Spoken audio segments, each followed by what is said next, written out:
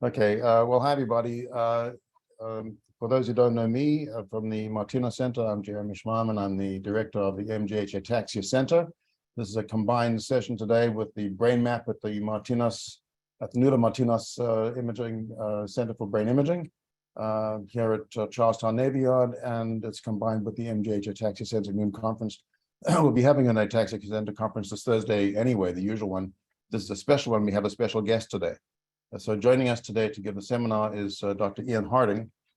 Ian is head of the Cerebellum and Neurodegeneration Imaging Group at Melbourne, at the Monash University in Melbourne, Australia. Ian trained at, he's from Vancouver Island, which is a wonderful place to come from. Did his undergraduate training in Alberta, Edmonton, Alberta, and then his graduate studies and PhD at Monash University, where he's remained and is on faculty there now, senior fellow. Ian is leading the Enigma study that he'll talk about. It's an international study looking at brain imaging across diseases, and his particular interest is cerebellum, which is how he gets to be part of the Ataxia Center family. We welcome Ian to Boston. It's been wonderful to spend some time together. Looking forward to your talk. Let me hand over to you, and you'll tell us what you have in mind. Let me share the screen. And I think we're good to go. Yes. All right. Ian, thank you. Thanks for being here. Thank you very much, Jeremy. Thank you for the introduction. And it's a great pleasure to be here.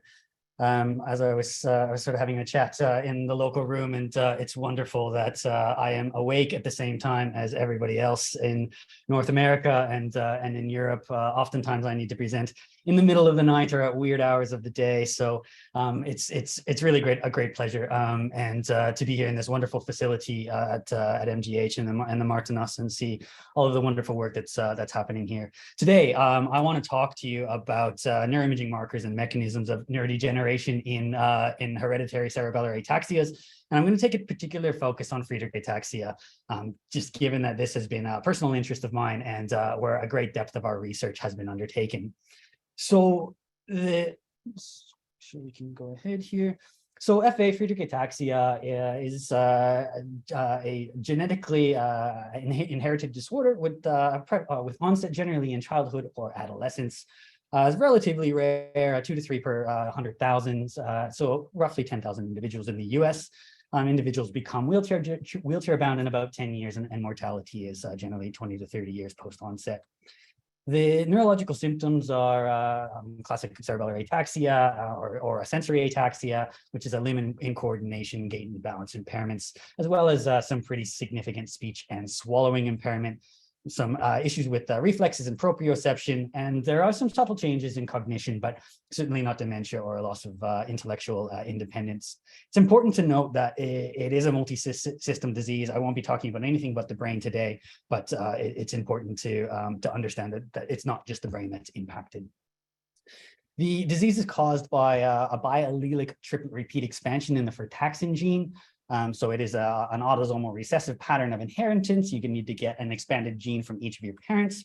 That expansion leads to a transcriptional repression of the frataxin protein, so you get less frataxin.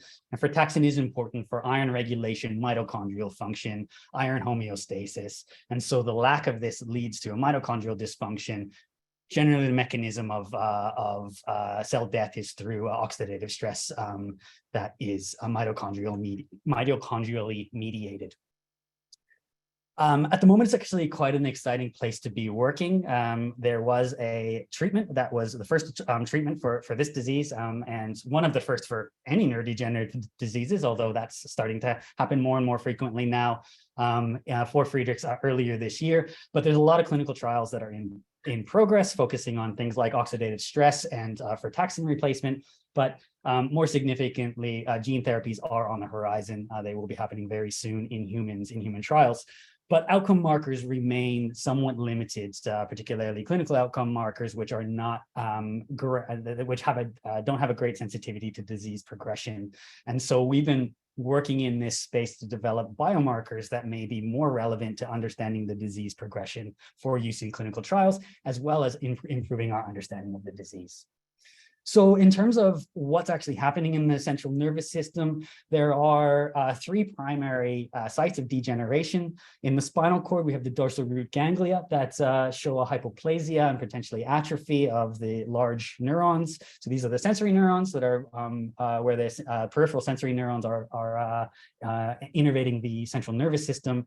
And then we see a quite profound loss of the dorsal columns in the spinal cord. You can see there on the bottom left, the dorsal columns of the spinal cord are extensively atrophied, whereas that's the ascending sensory information. The ventral columns carrying the motor signals are impacted, but much less so. So last time I'm going to be talking about the spinal cord today. The primary lesion that's occurring in the brain is occurring at the level of the dentate nucleus, which is the output hub of the cerebellum. So all of the signals are coming down from the cerebellar cortex, innervating to the dentate nucleus and other deep cerebellar nuclei, but in the human predominantly to the dentate nucleus, and then that's projecting back out through the brainstem up via the thalamus to the cerebral cortex. The stains down at the bottom are just showing a extensive loss of the large glutamatergic cells in the dentate nucleus. So this is thought to be in the brain where everything is happening, what's the primary lesion, as well as the secondary consequences of what's coming through the spinal cord. We do know that, of course, the cerebellum is well connected with the rest of the brain. So what's happening locally in terms of cerebellar degeneration likely is having a secondary consequence, or the connectivity from the cerebellum to the cerebrum via anatomical networks and functional connections is providing a potential substrate for the secondary consequences of this degeneration. So what does that mean in terms of what we can achieve or try to achieve using imaging in FA? The first question that I'll try to address today is, do these histopathological disease features, the known disease features, have macroscopic analogs that we can measure and track non-invasively using imaging? This is the biomarker question. Are the changes that are occurring locally in the cerebellum having an impact on large-scale brain systems? And then, depending on how we go for time, can we use imaging to understand the mechanisms that are driving these structural and functional changes at the level of endophenotypes, or that then progress to the clinical clinical disease expression? And I guess to answer these questions, there's two fundamental approaches. This is quite a nice commentary that was published in Neuron last year, talking about how do we move forward with reliable brain behavioral assessments. And there's two fundamental approaches. One is consortium studies, using large N's to really maximize the robustness and power of the inference that we can draw. But there are downsides to that with costs, with limitations of accessibility of resources in terms of imaging facilities, for example. The other is doing deep phenotyping and really deep characterization of individual patients or small groups of patients. And these approaches allow us to answer and address different questions. And I'm going to be taking a little bit from column A and a little bit from column B today. So let's focus specifically on the dentate to begin with. So the problem with trying to understand the structure and function of the dentate to date, has been that they are either poorly defined or invisible on T1 and T2 weighted imaging. The availability of QSM more recently allows very good contrast where these can pop out because of the high iron. They're one of the highest iron containing structures in the brain, alongside substantia nigra, red nucleus, and the basal ganglia. And so having the QSM contrast has now allowed us to undertake accurate border discrimination, to undertake both volumetric as well as susceptibility assessments. So that's where we started. And we did manual tracing of in a relatively large group of individuals. May not seem like it, but 30 FA versus, let's see if I can get rid of this. Move it down to the bottom. So just get rid of the Zoom thing here. Oh, let's go over here. So we can see from the volumetric assessments that we undertook that there is a robust evidence of robust degeneration in these structures that correlates very highly with the disease severity. So the FARS is the Friedreich ataxia rating scale. On the other side of the story, we can see that there is a robust increase in the susceptibility within the dentate nuclei, which is suggestive of an iron overload or an iron increase, but I'll talk a little bit more about that in a minute. And that also correlates quite nicely with the disease severity. Furthering from that, we undertook a longitudinal study, and we found that we could detect significant atrophy in the individuals with FA relative to the controls. And importantly, in this work, we found that the rate of atrophy was highest early in the disease. So it seemed like early in the disease, the dentate was reducing in volume, the atrophy was greatest, and then that was petering out as the disease continued to evolve. The story in terms of the susceptibility was the opposite. So again, here we found that there was significant increases in susceptibility over 2 years in the patient group, but that was accelerating over time. That has allowed us to convince clinical trials and drug companies to use QSM as an endpoint as an exploratory endpoint in a number of ongoing clinical trials, allowing us to bridge that gap between what's happening in the clinic to now what's happening in to trials, what's happening in the research lab to now what's happening in trials. This is a recently completed phase 2 trial of a drug that targets mitochondrial function, and very pleasingly, QSM, and sorry for the small text, was actually the only endpoint that reached significance in this trial, and they were able to show that the expected progression of the increase in susceptibility was actually stopped in its tracks over the 2 years of the trial. Whereas changes in spectroscopy and in spinal cord was the primary outcome in this study, did not reach a significance. So we're now able to see that there is potential real world implications for using these approaches.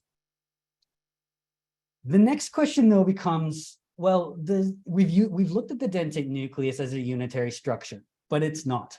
This is just a 3D representation on the left with the dentate nucleus in green and purple, and other deep cerebellar nuclei, the embelliform globus and fastigial in other colors. And all I'm trying to show here is there's actually a known motor subdivision and a known non-motor subdivision of the nuclei. The other thing to note, as we see on the right, is that this isn't a continuous uniform gray matter structure similar to the basal ganglia. It's actually a undulating ribbon, very highly convoluted ribbon of gray matter that surrounds a white matter core. In terms of using QSM, the whole area of both the gray matter and the white matter is iron rich. And so when we're looking at QSM, it comes out as a unitary structure. But it does open the question of, are the structural and susceptibility changes in the dentate actually regionally weighted? So we did some shape analysis, same thing. We actually went out and found some more data. This was a multi-site study with some collaborators in Italy. And we, again, did manual tracing. We modeled the 3D structure of the individual nuclei for each individual. And we also undertook some voxel level analysis using dentate-specific templates. So we were able to warp the dentate to a dentate-specific template to undertake a voxel-based VBM. Actually, it wasn't a VBM, it was a voxel-based study of the susceptibility. And so that allows us to look at the surface, to undertake surface mapping as well as voxel-based mapping of the susceptibility signal. And so we found that the atrophy was not uniform. It seemed to map particularly onto the caudal and rostral boundaries of the nuclei on both the dorsal and the ventral surface. I'll unpack this a little bit more in a minute. But in terms of the susceptibility changes, the quote-unquote iron changes, these were spatially distinct from where we're seeing the atrophy changes, and they were occurring particularly in the medial areas of the nucleus. So where the atrophy is occurring doesn't seem to be where the changes in susceptibility are occurring, which suggests that these are independent or at least dissociable processes that may be occurring in the dentate. The atrophy seems to be occurring where the gray matter is densest. And so as we can see from the histopathology, this is not our own data, this is just from a textbook. On the bottom left, we see a nicely stained dentate nucleus.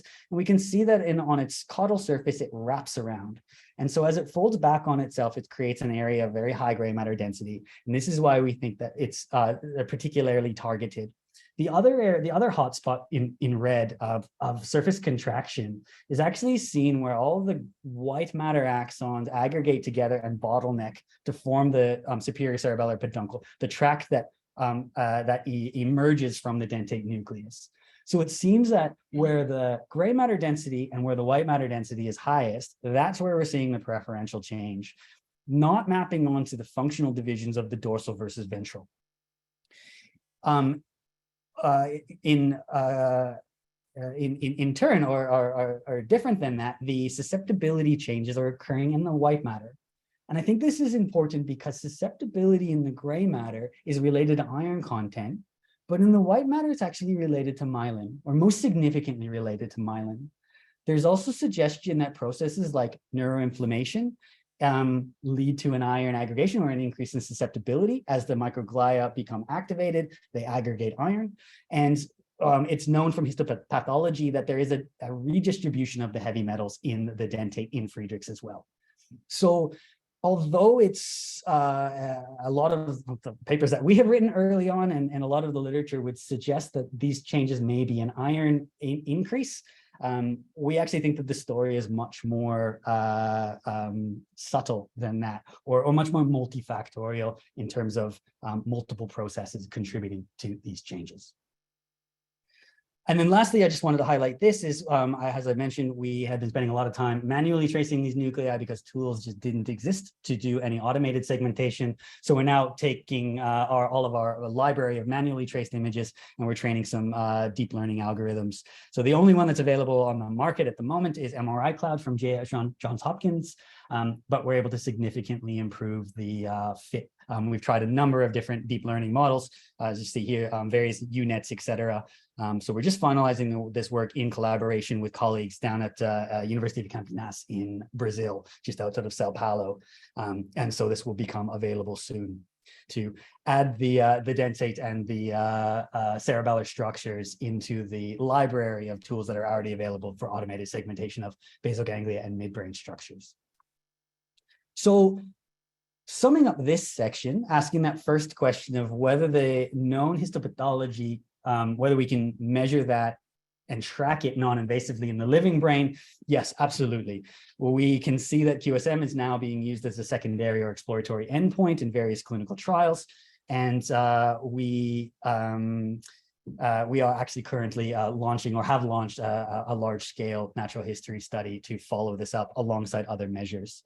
And that's examining the really spatially specific in vivo relationships between the imaging measures and clinical profile, as well as the spatial profiles, has given us much deeper insights into the disease manifestation. So I want to zoom out a little bit and be thinking about, well, what's happening beyond just the dentate and the cerebellum? What are the secondary consequences of this? So this is just a little video to show you that we see the dentate nucleus, and this is just an atlas in red, and the blue tract that's coming out of that is the superior cerebellar peduncle, decusates just below the midbrain and then innervates the thalamus. So it is the primary output tract that is carrying all of the cerebellar signals up into the cerebral cortex. So we had a look at what's happening within the superior cerebellar peduncle and across the brain. So this is work that was actually done by a graduate student, now postdoc in the lab, Luisa Salvadore. And so she had a look at multiple metrics of the white matter integrity. And what we're seeing is that within the area of the dentate and the SCP, there is very, very high effect sizes when we compare the patients versus the controls. And particularly for FA, which is the standard microstructural integrity marker, the effects are absolutely massive, to the point that there's almost no overlap between patients and controls. The patients are shown there in the blue box plot. And it correlates very, very well with the disease severity. As you can see there, in a relatively small sample, R values of greater than 0.8 and negative 0.8. We also had a look at MTR as a marker of myelination and TBM as a marker of volume, and found that the effect sizes were smaller, but certainly there were still changes in not just microstructural integrity, but also, as I say, myelination and volume. But This led us to question, well, are all of these just telling us the same thing? Do they share variants and ultimately they're just different markers of the same process? So what Louisa did was she actually had a look at spatial correlations between, can I get rid of that thing on the top?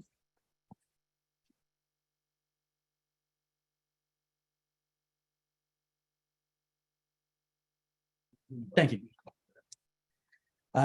So we had a look and said, well, we have a really small sample. We've only got about 20 patients in this group, and so running between individual correlations is not going to be very powerful.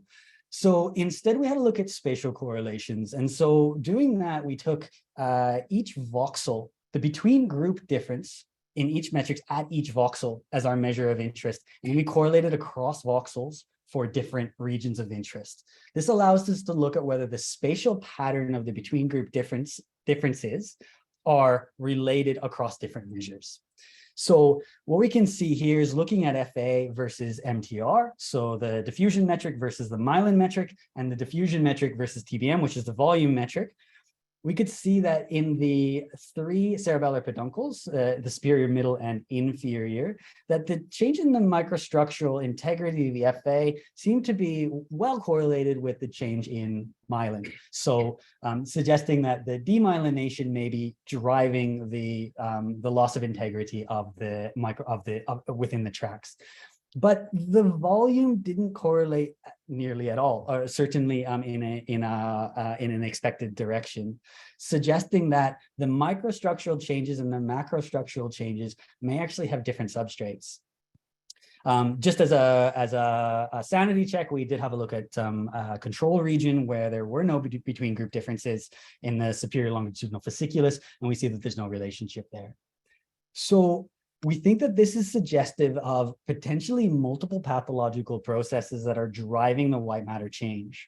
So we may be seeing an axonal degeneration that's occurring secondary to dentate nucleus atrophy with a superimposed demyelination.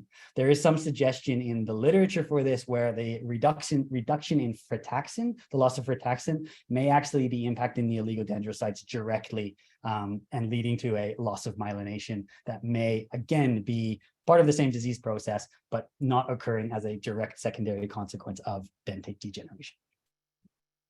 Longitudinally, I won't spend any time on this, but we did have a look at longitudinally as well, and then we found that both the volume and the fractional anisotropy were decreasing significantly over 2 years in the patient group relative to the control group. So let's take it one step further. So that's what's happening kind of in the local white matter structure. What's happening throughout the rest of the brain? So this is an fMRI study that we did, very simple self-paced finger tapping, where there was index finger to thumb for 24 seconds on, 16 seconds off, times 4. We had 25 individuals with FA and 33 controls.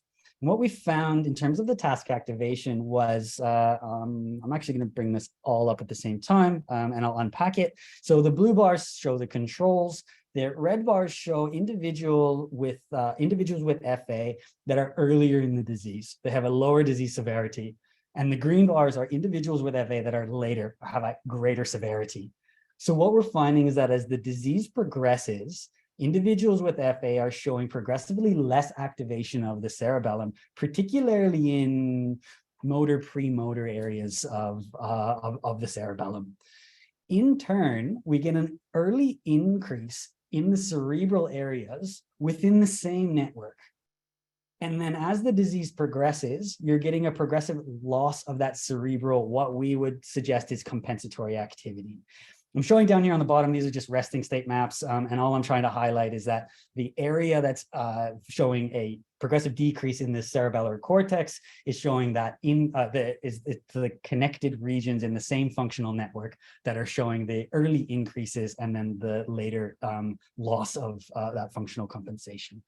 So it does seem that a downstream area of the network in the cerebrum may be trying to, let's just show you this. So the increase in the cerebral activity is actually correlated with behavioral performance on an offline motor task. So this is helping to clarify that this may actually be compensatory. So individuals with the greater cerebral activity are better at various offline motor tasks. So we're seeing evidence of the increased cerebral activity that may compensate for the early cerebellar dysfunction before it also fails with continuing disease progression. We've also recently undertaken, maybe a little bit small, but undertaken a relatively small functional connectivity study, having a look at the pretty chunky areas of the cerebellum. But we can see that in the anterior lobe, which is the motor divisions of the cerebellum, that in healthy controls, there's strong connectivity to the primary motor regions of the cortex. And that's almost completely lost in individuals with FA. And so there's strong between group difference. And that the strength of the functional connectivity in those motor regions are, again, strongly correlated with disease severity, as well as a number of offline finger tapping tasks.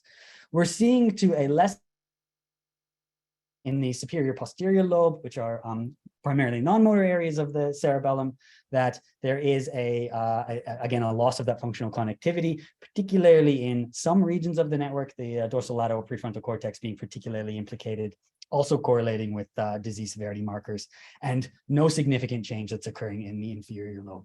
So this is the first start. We're currently working on a much larger scale multi-site approach to take a finer grained understanding of what's happening in the cerebellar cortex, as well as the dentate nucleus in terms of its functional connectivity profile.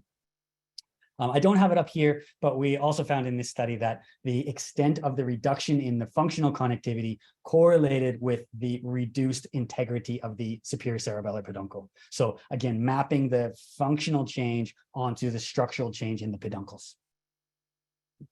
All right. So that was the deep dive into using multimodal approaches to understanding small groups of patients. I want to focus on the left side of that roadmap now, which is the consortium activity, and talk about. I put big in quotation marks because we're still working in rare diseases, but we have launched in 2018 the Enigma Ataxia Consortium as part of the larger Enigma initiative that is run out of USC. So the Enigma initiative is large-scale aggregation of retrospective aggregation of existing MRI data from around the world. There are many clinical groups that are currently active, and we have the pleasure of running the Enigma Ataxia Consortium. Currently, we have 22, we may actually be up to about 24 sites, and aggregating data not only in Friedreich's, but we're also focusing on some of the more common of the cerebellar ataxias, type 1, 2, 3, and 6 at the moment, with plans to increase from here. So what we're finding is that we're getting an order of magnitude more data, allowing for much more well-powered, reliable, and generalizable outcomes. The downside is that we're generally restricted to the depth of analysis that we can take, where right now we've only focused on T1 MP-Reg and done volumetric studies. However, are certainly plans in place for diffusion and resting state studies as well. So let me show you some data. We use one of two approaches for our volumetric studies, either the suit template for cerebellum optimized VBM with a suit toolbox, which is effectively the same as any other VBM approach, but really ensuring that we get optimal mapping of the cerebellar cortex. And then we can overlay the results onto, in this case, the suit atlas, or we can use various functional atlases because we have voxel level inference. The other one, which I won't focus on too much today, but there are ongoing efforts to improve the accuracy and reliability of lobule level segmentation based on anatomical features. This is, I would say, the current gold standard in the field, which is Acapulco, developed by colleagues at Johns Hopkins, that allow us to do very computationally efficient, large-scale studies. It only takes about 5 minutes to segment a single cerebellum. But I will focus on the suit volume voxel-based mapping for today. So this is what our data, our primary outcomes look like, where we've got nearly 250 individuals with FA relative to 262 controls. So again, an order of magnitude of anything that had been done previously. And we can see that the strongest effects are actually occurring in white matter regions. In this case, because we only have T1 MP-Reg, we can't accurately segment the dentate. but we can at least look at the region where the dentate should be. And so we can see that the largest changes are occurring in the cerebellar peduncles, particularly the superior and the inferior. To a lesser extent, the brainstem, cortical spinal tracts are strongly implicated.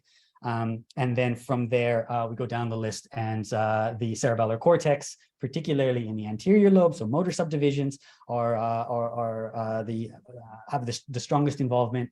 And then in terms of the cerebral gray matter, it's very much motor areas as well as the thalamus that seem to be popping out. But the power of having so much data is not so much in the reliability of the overall group comparisons, but actually being able to start to stratify the group to understand things like disease evolution, of course, in a cross-sectional context. So here we did a fairly sort of gross subdivision into 3 bins, individuals who were within the first decade, the second decade, and the third decade of disease. You can see there in each cerebellar flat, or sorry, in each bin, we have the cerebellar flat map. We have beside it, we have the cerebral gray matter, and then underneath the white matter areas. And so it becomes very clear that the strongest effects are occurring earlier in the disease, particularly in the cerebellar white matter, including the dentate, as well as the superior and inferior cerebellar peduncles, which are these hotspots. Hopefully you can see my pointer here and here, with a limited involvement of the cerebellar cortex, particularly related to the anterior lobe motor subdivisions. As the disease continues to evolve, the atrophy is spreading through the cerebral white matter, the thalamus, as well as non-motor areas of the cerebellum. And then later in the disease, we are seeing some evidence of cerebral cortex atrophy, particularly in sensory regions, but also in areas like the frontal lobe, the insula, et cetera. And this has actually allowed us to expand the traditional models of the disease, which the textbooks suggest is cerebellar specific and that there's no cerebral cortex involvement. But the large data has allowed us to show that this is not actually true. But it is a very late, it is a late stage aspect of the disorder.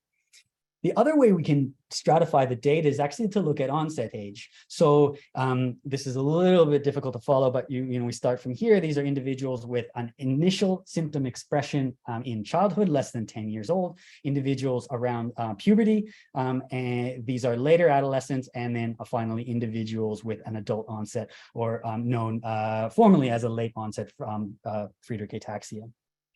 And so we can actually see that when we control for disease duration in the regression models, that very clearly the onset age modulates the extent of the degeneration profile, particularly with what's happening in the cerebellum. So childhood onset very much has a much more widespread and severe cerebellar damage.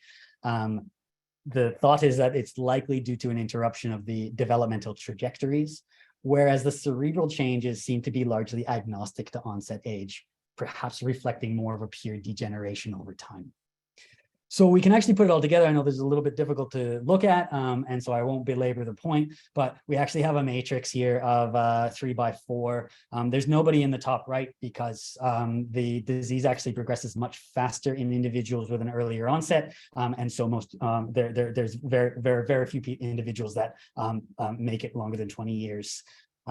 But it does allow us to sort of understand these profiles with a much greater degree of specificity or stratification than was previously possible. So this is just what I've said there. Each subgroup 15 to 38, which actually a 15 to 38 is the size of individual studies that have been previously published. Here, each cell in this matrix is that size. Right, and so this has allowed us to sort of start to think about stratification for clinical trials, as well as potentially targeting treatments or biomarkers to specific disease stages. And then obviously longitudinal work is necessary to follow up on that. So yes, there are functional and anatomical consequences to what's happening in the cerebellum. It's a whole brain disease. The white matter changes are robust and extensive, and there are systems level functional changes that are evident, but they have a complex temporal profile, things like early compensation and later failure. Big data allows us an opportunity for much more reliable and robust inference. All right, lastly, and I will go relatively quickly through this, but there's some newer work that we've been doing to take a step back and saying, can we use imaging to understand the mechanisms that may be driving some of these anatomical and functional changes? Particularly, we focused on inflammation. And the reason why is that in FA animal models, there is clear evidence of microglial activation, as well as in postmortem tissue. There is gliosis in the area of the dentate nucleus. It's likely secondary to oxidative stress and cell death, although there is some evidence for primary activation of the microglia themselves. Again, with the reduction in frataxin, we may actually be getting a direct activation of the microglia. And so the model is that the reduced frataxin can lead to oxidative stress or directly to neuroinflammation. This then perpetuates neurodegeneration, and the chronic inflammation may actually exacerbate the ongoing neurodegeneration. And so this gives us an opportunity to think about neuroinflammation as a potential mechanism, biomarker, and/or treatment target for FA. The, I guess, broader context of this is that most neurodegenerative diseases include either primary or secondary neuroinflammatory processes that drive a self-perpetuating pathology. So irrespective of whether you have a primary inflammatory trigger, such as in MS, or a primary neurodegenerative component that leads to a secondary neurodegeneration in a chronic state, this leads to a positive feedback loop, which is never something that we want to see in a biological system. So we thought about this and went, all right, what are the neuroimaging analogs that we can look at both the right side and the left side of this loop? And so there are a number of imaging techniques that are sensitive, but potentially not specific to inflammation, including PET imaging of the translocator protein, free water imaging from the diffusion, QSM. Again, the data from particularly the multiple sclerosis world is suggesting that the iron increases may be driven by the activation of the microglia, although in MS they're munching away on the oligodendrocytes, which are high iron containing. And then things like myoinositol, which is a glial marker. And so as the microglia activate, they become much larger and have an amoeboid structure. And the myoinositol is actually an osmolyte. So it is thought to be a marker potentially of the gliosis. On the right side, we have the standard neurodegeneration markers. And so our concept here was that the individual measures are likely non-specific, but each can potentially provide some complementary information. So to derive inference about mechanisms from imaging, generally a single modality is not enough. Convergence and interrelationships are key. So we've got a PET MR scanner down under in Melbourne, and we had a look at the TSPO signal. So this again is a receptor that's upregulated on the mitochondrial surface of activated microglia and astrocytes, and provides a relatively specific marker of immune activity, although there are some other things that can drive that. So in again, relatively small group of individuals, we found that there was statistically significant increases in the TSPO signal within disease-relevant structures, particularly the dentate, superior cerebellar peduncle, midbrain, and then we also saw it in the pons and actually the inferior cerebellar cortex. And this, and now I know this is really small, so all I wanted to show here is that there were some clinically significant or demographically significant correlations, in particular with age of onset and disease duration. The disease duration correlation is suggesting that the inflammatory processes are largest early in the disease and they're petering out. And the age of onset is suggesting that it's individuals who have had an earlier onset that have the largest inflammatory component, even later in life. We're obviously imaging these people in adulthood, but there are those clear relationships with both of those features. In terms of, now this is sort of still work in progress, data analysis in progress, and some work from postdoc in the lab that we've got under review at the moment. But I just wanted to make the point here that in terms of the spectroscopy of the dentate nucleus, we are seeing clear evidence of a reduced NAA signal, so an N-acetyl aspartate, which is a marker of neurodegeneration, but we didn't actually find any compelling evidence for an increase in the myoinositol.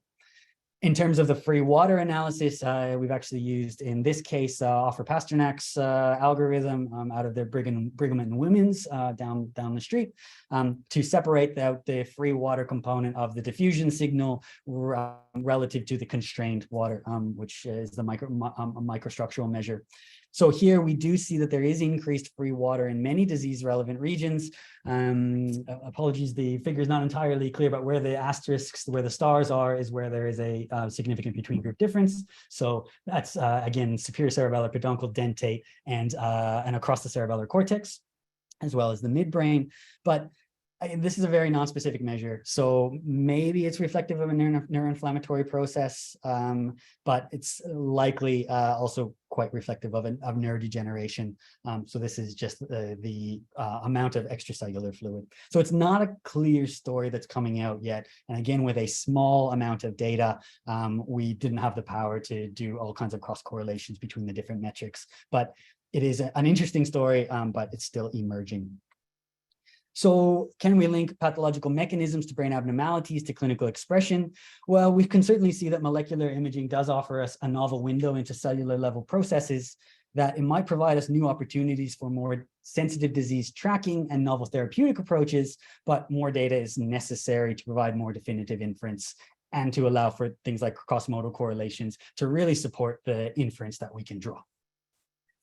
And then I've only got 1 or 2 minutes left, and so I've just thrown in some teasers. I don't want to spend any time on them, but I wanted to talk about things that are happening in Enigma ataxia, given that this is, I think, a very exciting space. So we've done spinal cord segmentation of the cervical spinal cord, again, in the large Enigma data sets, where we can actually use brain T1 MP-Reg and get down to about cervical 3, cervical 4. And we can see very clearly that there is both a smaller cross-sectional area as well as increased eccentricity, so increased ovalness or changes in shape of the cord in FA. So this was published earlier this year, and we've actually just finished the SCA 1, 2, 3, 6 analysis, and that's under review at the moment as well. The teaser on that is that there is definitely spinal cord involvement in SCA 1, 2, and 3, but not in 6. There is zero evidence of a spinal cord involvement in 6, which makes sense to those who are interested in those diseases. And then I think this is the last teaser I wanted to show. Again, this is some data in SCA 1, 2, 3, and 6, where we're looking at the spatial atrophy patterns. So this is using the SUIT toolbox, looking at the extent of neurodegeneration or atrophy within each of these diseases. And we can see that the magnitude is quite a bit different. So with SCA2 having the greatest magnitude, SCA3 having the least. But I think most interestingly, we can actually then map these voxel level findings onto the functional atlases, and we can show there in the green that the motor regions are impacted in all of the diseases, SCA1, 2, 3, and 6.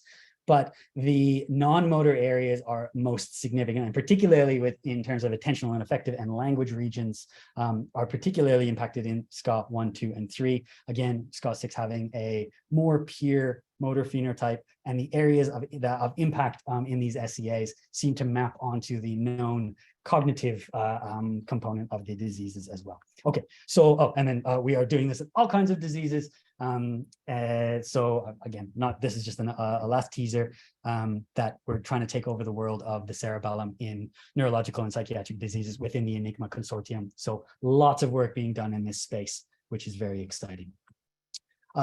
So thank you to my collaborators, my funders, and to you for your attention.